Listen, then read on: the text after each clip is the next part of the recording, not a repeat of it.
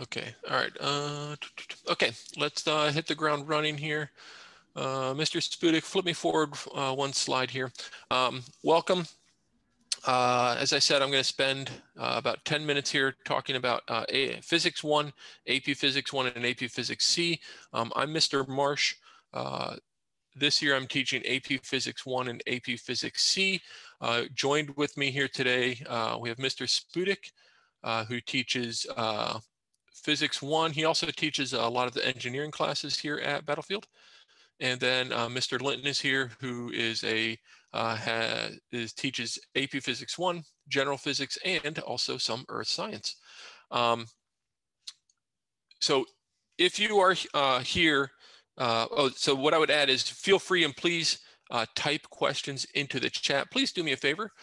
Do not direct them to me. Type them so that everyone can see them. That way Mr. Spudik and Mr. Linton and I can all kind of keep an eye on the chat. But feel free to type questions that you have. We're going to make our way through the 3 different topic areas.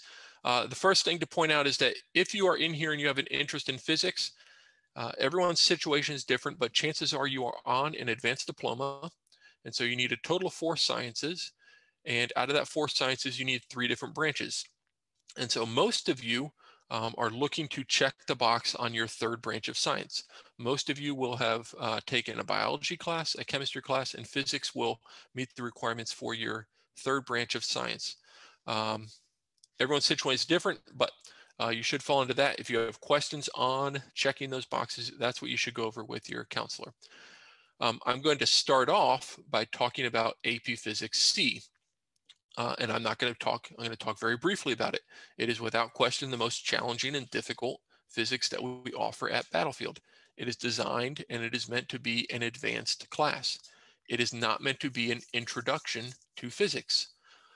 So if you are thinking about or looking at AP Physics C as an option, then you should fall into really one of 2 categories, which are that you have completed a 1st year physics class, whether that's General Physics 1 or AP Physics 1, either one of those classes.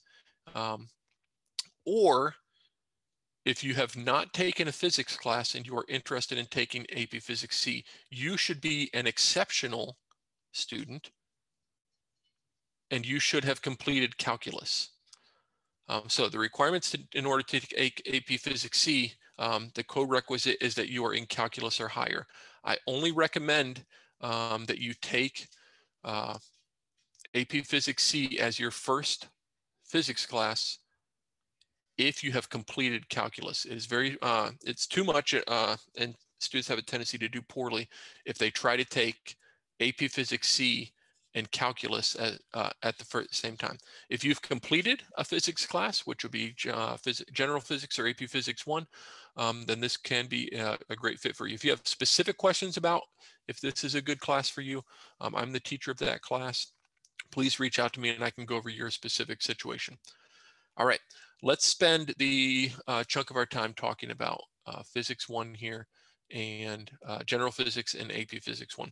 Okay, General Physics is a college preparatory class. If you are looking at it, chances are you are on an advanced diploma. It is a science and the science that most college-bound students should be taking. It is the science that most of you should be taking if you are moving on from chemistry and now are looking at the next level of science, which would be general physics. You will study forces, motion, energy, momentum, waves, electricity. It does rely upon the use of algebra and geometry and some of those levels of math. You need to have the co-requisite. You need to at least be in an Algebra 2 math class or higher. And the workload for the class outside of class, assuming that this is a regular school year and that we are in the school building, you're looking at about between 30 minutes and an hour a week to kind of stay on top and prepared for class. Mr. Spudik and Mr. Linton both have experience also, we all do, of teaching this class. I'll open it up with anything that they want to add. I'd say that, so General Physics 1 is a great course. It's something that explains how stuff works. A lot of science students find that physics is their favorite course because they can apply things way easier than other courses. So applying that outside world experience to what you're learning can easily be done, and a lot of students enjoy it. Don't be nervous about this, but obviously we expect that you'd have a calculator every single day coming to class. And a lot of students, when I say that at the beginning of the year, when they're in my course, they get a little nervous. They say, well, I'm not good at math. I don't know if I do well in this. And those students end up doing great. So it's a course that, as long as you're asking for help, even if you say I'm not good at math, those students are still successful in physics as long as they're asked for help, and we help them along the way. Mr. Linton, do you want to add anything? I want to expand a little bit about what a lot of kids are more scared than anything else about. Oh my God, this math, the math. The math that you get in Physics 1 is not anything you haven't seen in Algebra 2 or geometry or trigonometry. And it's the major thing with kids that have issues with Physics 1. It's not the math, it's more of the problem solving aspect, how to set up the math. All right, but the math in itself is nothing you haven't seen, but it's applied math, which is cool because now you can do experiments. We usually work in small groups in this class, so you'll be working with groups and doing labs. It'll be great when we get back from this non-virtual world. Yeah, and I would say most students agree. Most students who put in the time into general physics do very well, and end the year enjoying the class. And so the next option would be AP Physics 1. AP Physics 1 is an introductory physics class. So it is another option to take as a first year class, as your first physics class. If you are thinking about and looking at this as a first year physics class, then you should understand that it is college level physics. So it is recommended that students who are looking at AP Physics 1, that you have high math skill, that you are at a high math level, that you have a high interest in math and science and engineering, and that those are the students who have a tendency to do well. I do not recommend this class for students who are just trying to find a weighted science to take. I would tell you, I think there are better options. If you are just looking to get a 5-credit class, there are better options for you in science outside of AP Physics 1. Understanding and motivation make a huge difference in this class. I think the other thing to add about AP Physics 1, the students who are most successful, it has a minimum requirement of Algebra 2, but the students who are most successful are students who are enrolled in a pre-calculus math class or higher. So if you are going to be moving on to, as a junior or senior, moving into pre-calc AB, pre-calc BC, or if you are moving on to a calculus class, then AP Physics 1 can be a good fit for you. There is a certain amount of work that you have to complete. It is the other difference between AP Physics 1 and general physics is the workload per week. You are expected to keep up with the workload in terms of about 2 to 3 hours a week outside of class. The last slide here, just as a quick little comparison of the different sciences. I'm not going to read through this. Instead, what I would say is that let's open it up, and if you have questions, please type them into the chat and let us know what you have questions about. And I'll chime in again about so with Oh, thank you. Yep. General physics versus AP Physics 1. There are a lot of students that will. So I think some students think that if their ultimate goal is to take AP Physics C as a senior, that they have to take AP Physics 1, and that's not necessarily true. So we'll have a bunch of students that are, if you've done very, very well in general general physics, Physics 1, you can still be very successful in the AP Physics C course. So you don't have to do AP Physics 1 in order to go to AP Physics C. You can get a very good foundation in the general physics course. I would say AP Physics 1 is more of those students that are looking to go to AP Physics C, as if it's a junior trying to go to AP Physics C as a senior, but wants that extra challenge. And frankly, with a lot of you, if you're worried about workload and course load, general physics will still get you the preparation you need before going to AP Physics C. And then some students that even take general physics as seniors, if they're still interested in engineering, that's still a possibility. Yeah, and you can, I think the advantage of taking general physics as your introductory class is that you do have the choice of really going into either of the AP. So as a junior, you have the choice of going into either of those AP sciences. You can still take AP Physics 1 or AP Physics C. So if you finish it and you complete general physics, you have the option of either of those. Or do you see the question? Do you want to answer Yeah. that one, Eric? I'm sorry, or Kevin? I'm currently a sophomore who is taking Algebra 2 right now. Next year, I'm taking pre-calc. Can I take AP Physics? I assume you mean AP Physics 1. And the answer would be yes. Okay, now, with that said, you know, I have students who are in this category of sophomores who are in these advanced maths. What you may find if you are taking AP Physics 1 as a sophomore is you are going to run out of physics classes. We do not offer currently, and I don't think we're going to add it in the next 2 years. We do not offer AP Physics 2. And so if you are looking at taking this as a sophomore, you still, you know, I have students who are like, well, I want to take AP Physics 1 and then I want to take AP Physics C, and then my senior year I want to take, you know, the electricity magnetism of this. Well, we currently don't offer that, and I don't think we're going to have it. So you sounds like you may meet the requirements. I would caution you on looking at your workload for all the classes you are taking and making sure you aren't overwhelmed.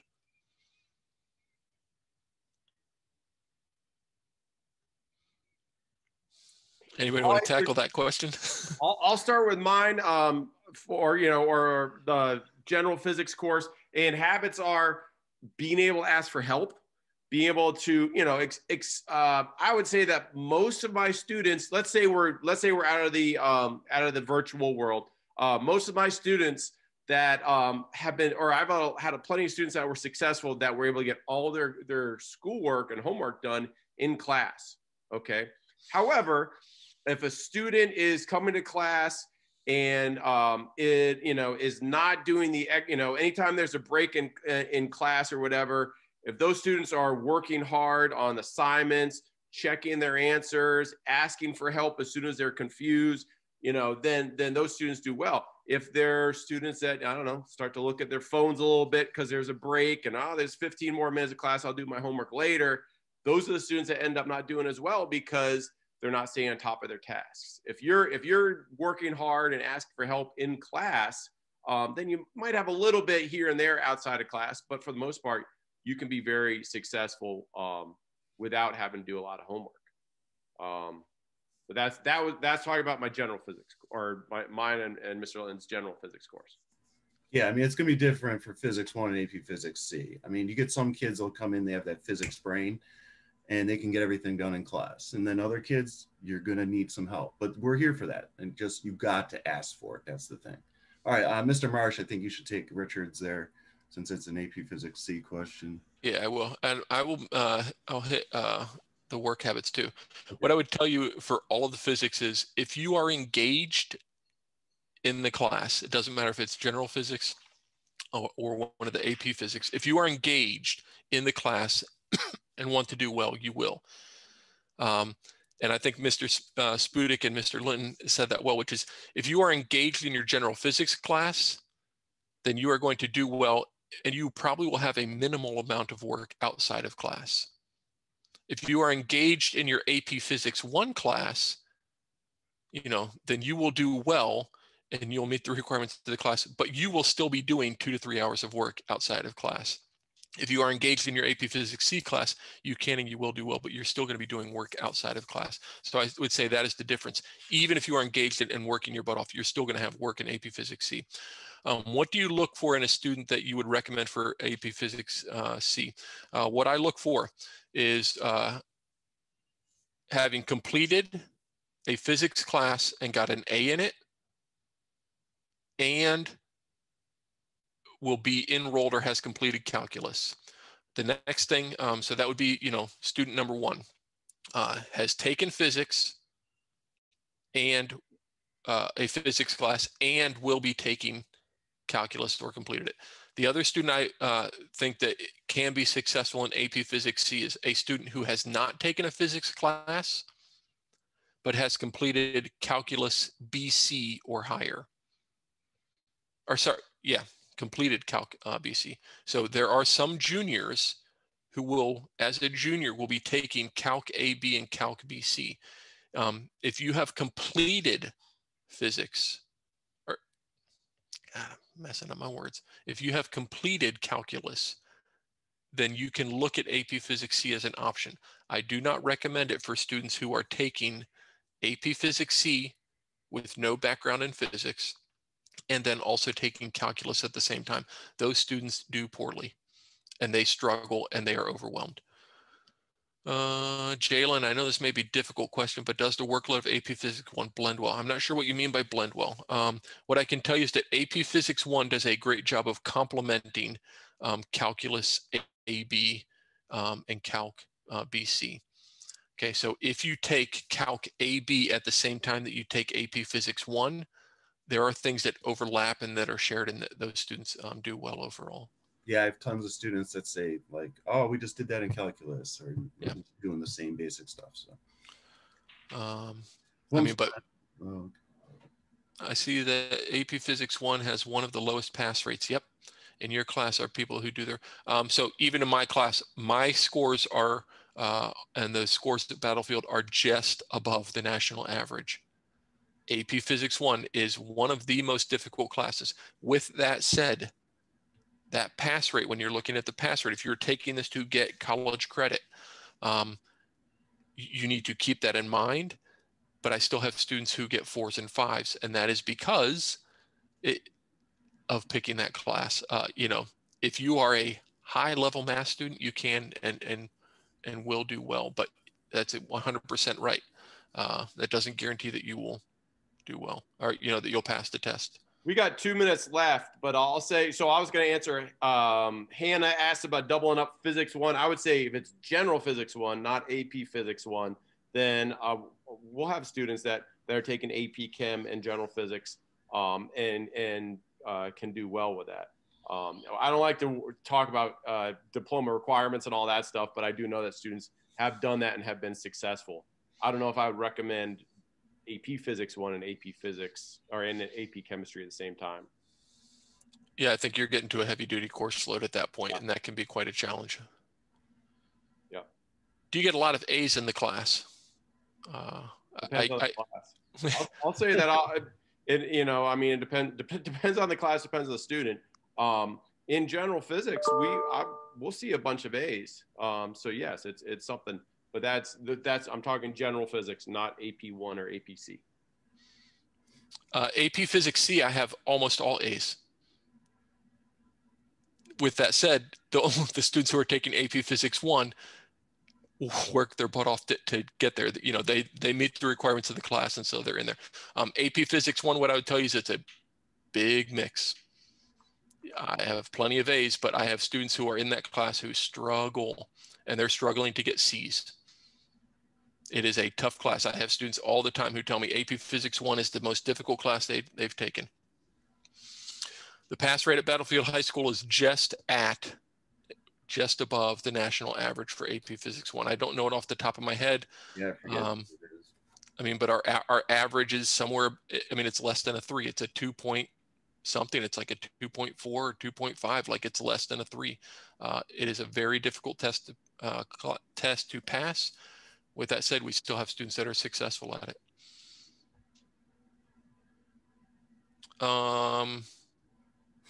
Looking at that course load, so we're going to wrap up here because we've got our last little group that's coming in.